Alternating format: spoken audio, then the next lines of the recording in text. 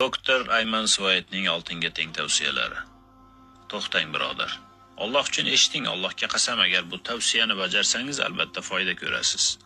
Doktor Ayman Suvayd aytadi: Men sizga o'zim ko'p foyda va ibodatimga ko'proq e'tibor qaratishimga sabab bo'lgan usulni tavsiya qilaman. Qabr qo'rqinchli, albatta sog'lom bo'lmaganlar uchun.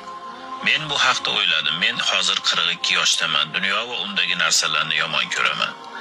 100 ming yil qabrda yashasam nima qilaman? Tasavvur qilganmisiz? Shunday qilib men shunday boshladim. Men o'laman va mening bo'sh qabrim bor.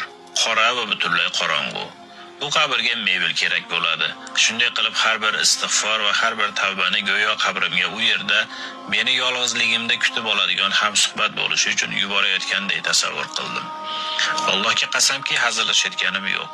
To'liq jihozlash jarayonini boshladim.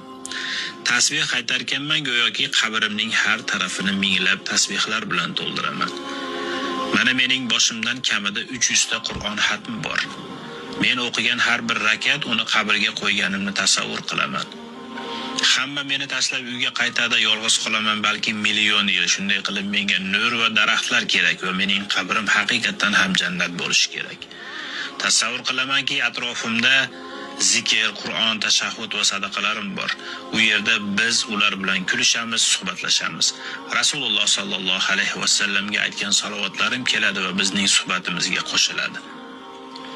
Men u yerga tushib g'iybat va gap tashlikka duch kelganimdan va barcha ishlarim dunyo talabi uchun qilinganligini ko'rganimdan, Alloh uchun qilgan hech narsam yo'q va meni tashvish, azob, kaltay, qorong'ulik va qattiq hisob-kitobdan boshqa hech narsa kutmasligidan yaxshi emasmi? Bugun sizga maslahatim, qabringizni band qiling, unga sarmoyangizni qo'ying. Ibodatlaringizga qattiq e'tibor bering. Allohga qasamki, qabringizda ham menga rahmat aytasiz. U yerga dunyodan ko'ra ko'proq e'tibor qarating.